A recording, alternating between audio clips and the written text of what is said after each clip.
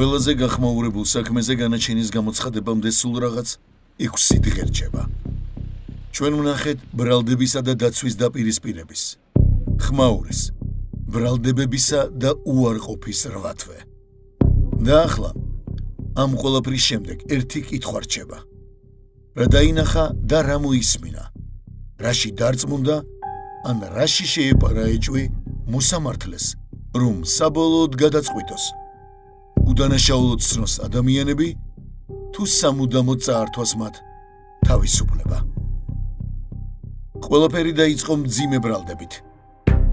პროკურორი ლევან ვეფხვაძე თვეების განმავლობაში ამტკიცებდა, რომ საქმე გვაქვს შეკვეთილი მკვლელობის ორგანიზებასთან. ისაუბრობდა მოტივებზე, აყალიბებდა ვერსიებს, ხატავდა სურათს, თუმცა ამ სურათის არც ფაქტი არსებობდა და არც საფუძველი. სასამართლოში წარმოდგენილ იქნენ მოწმეები, მაგრამ სწორედ ისინი აღმოჩნდნენ ბრალდების ყველაზე სუსტი წერტილი. სამი მთავარი მოწმე, რომელზეც მთელი ბრალდება იდგა, ერთმანეთისგან რადიკალურად განსხვავებულ ჩვენებებს იძლეოდა. მათი სიტყვები ერთმანეთს ანადგურებდა და მათთან ერთად ინგრეოდა ბრალდების ლოგიკაც. თვეების განმავლობაში მოსამართლე უსმენდა ამ ურთიერთგამომრიცხავ ვერსიებს, უსაფუძვლო მოტივებს და ბრალდებებს, რომლებიც მტკიცებულებების გარეშე არსებობდა და კითხვა სულ უფრო მძაფრი ხდებოდა. ვის ინტერესებშია ეს საქმე? ვინ დგას მის უკან? და რატომ უნდა გადაიხადოს უკანონო პატიმრობაში მყოფმა უდანაშაულო გიორგი მიქაძემ ყველაზე მაღალი ფასი თავისუფლება?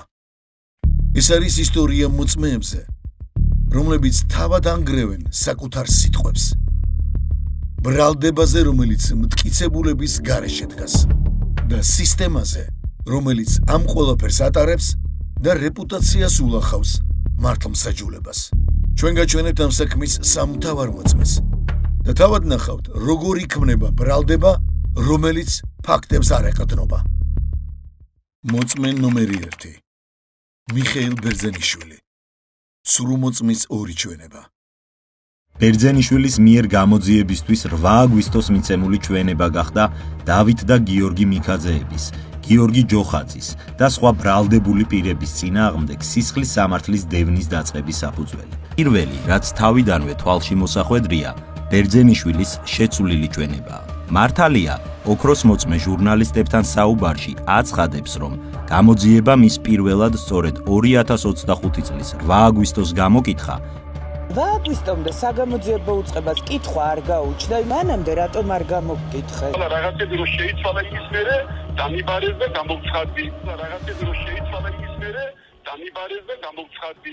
თუმცა ეს მტკნარი სიცრუეა, რადგან საქმეში დევს მიხეილ ბერძენიშვილის მიერ დაახლოებით 4 თვით ადრე, 15 აპრილს გამოძიებისთვის მიცემული ჩვენება. 15 აპრილს, ანუ ლევან ჯანგველაძის მკვლელობიდან 1 თვის შემდეგ, მიხეილ ბერძენიშვილს არ ქონია ვარაუდი, ვინ შეიძლებოდა ყოფილიყო დაინტერესებული მკვლელობის შეკვეთით. გამომძიებლის შეკითხვაზე, რატომ ესროლა უძილაურმა გარდაცვლილს, ბერძენიშვილი აღნიშნავს, რომ ამის შესახებ არაფერი იცის. ჩემი აზრია, რომ გელა უძილაურს დაუკვეთეს ლევანის მოკვლა, ხოლო გელა არის მხოლოდ მკვლელობის აღსრულებელი. რაც შეეხება შემკვეთს, მე არ ვიცი ვინაა და რატომ შეუკვეთა მკვლელობა.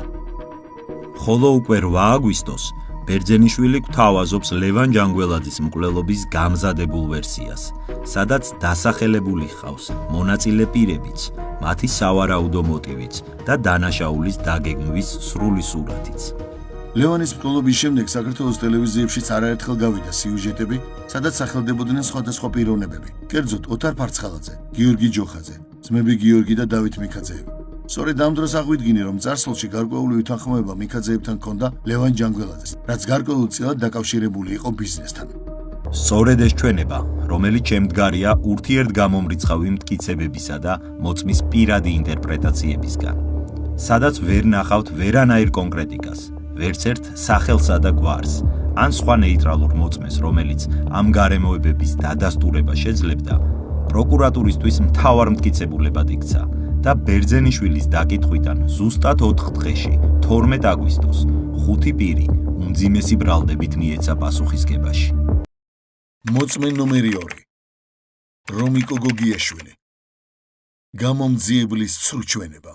იმის გარდა რომ მოწმე სასამართლოზე როდესაც იმეორებს თავის ჩვენებას გამოძიების წინაშე ნათქვამს მის ამ ჩვენების შინაარსის მიღების შემდგომ ხდება მისი სანდოობის ასევე გამოაშკარავება. ხო არა, რამდენად სანდოა ის ადამიანი, ვინც ამას გვესაუბრება და ვინც გვაწვდის ინფორმაციას. ამ შემთხვევაში ის რომ მხოლოდ დეტექტივების მიერ წარმოდგენილი პატაკები არის ბრალს ჩადებული და ეს არის პირდაპირ მტკიცებად მოყვანილი, რაც შეუძლებელია რომ იყოს ბუნებაში. თვითონ ამ პატაკების წარმომადგენელი პირებიც არასანდობას იწვევენ იმის გამო რომ ერთ-ერთი მაგალითად რომიკო გოგიაშვილი პირადად ესწრებოდა ორივე ჩხრეკას, რომელიც გიორგი მიქაძის სახლში მოხდა.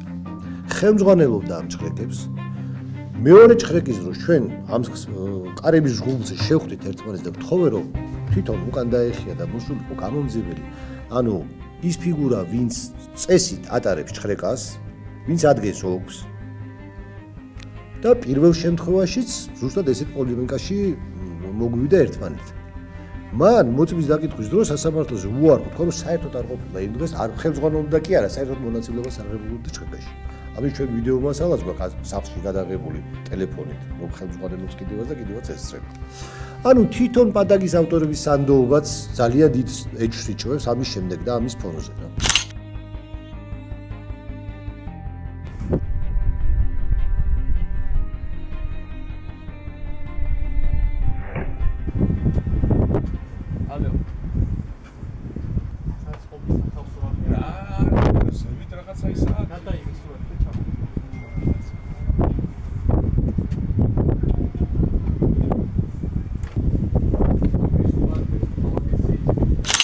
შეგახსენებთ, რომ გამომძიებელმა რომიკო გოგიაშვილმა სასამართლო პროცესზე უარყო, რომ ესწრებოდა გიორგი მიქაძის სახლის ჩხრეკას. იმისთვის რომ მტკიცებულება საქმეში მტკიცებულება იყოს და მე დაცვის უფლება განვახორციელო, მე უნდა მქონდეს მტკიცებულების გამოკვლევის ისეთივე თანაბარი შესაძლებლობა, როგორც ბრალდებას.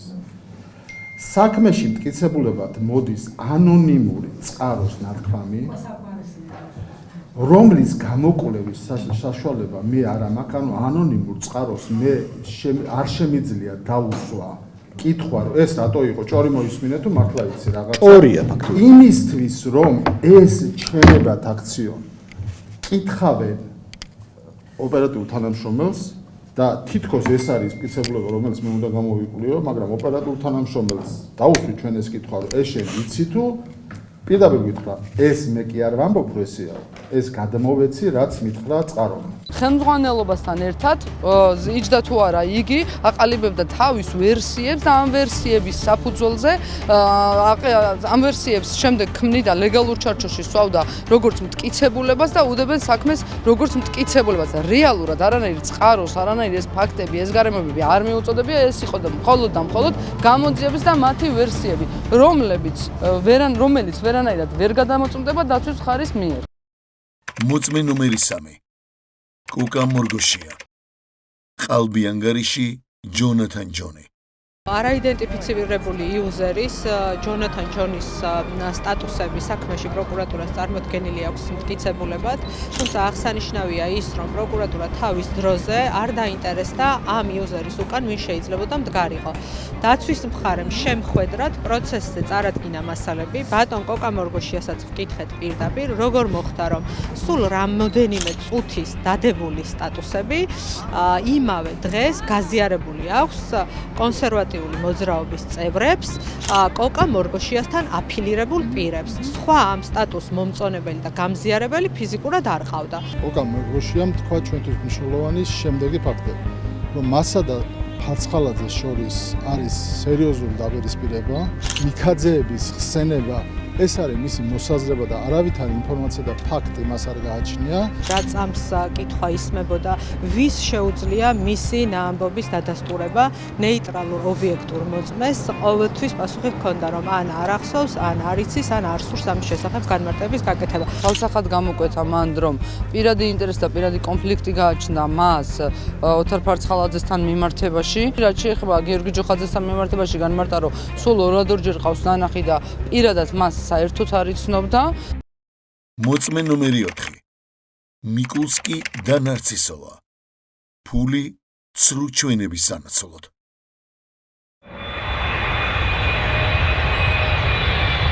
ურიეთეს 25 წლის 26 დეკემბერი. საქართველოში საკუთარი სურვილით რუსეთის 2 მოქალაქე ჩამოდის, რათა უმძიმეს დანაშაულში ბრალი დასდოს საქართველოს მოქალაქეებს.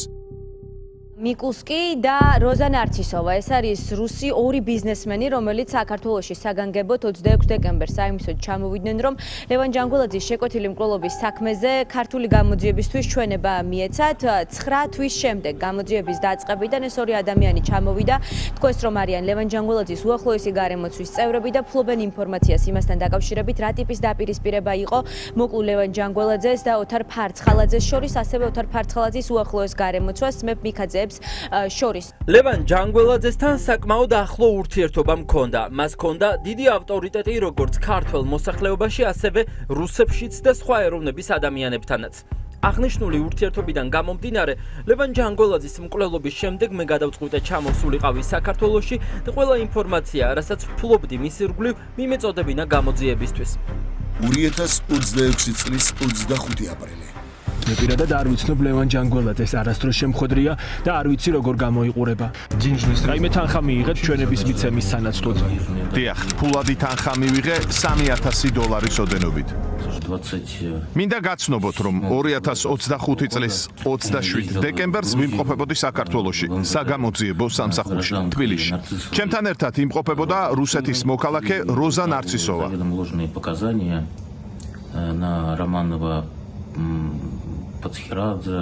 მივეცი ჩვენება რომანოვი, ფარცხალაძე, ოთარზე. ვერ ვამბობ გვარს. ჩვენება ეხებოდა ლევანის მკვლელობას, ქართული გვარით. ცუდად გადმოგცემთ, არ მახსოვს.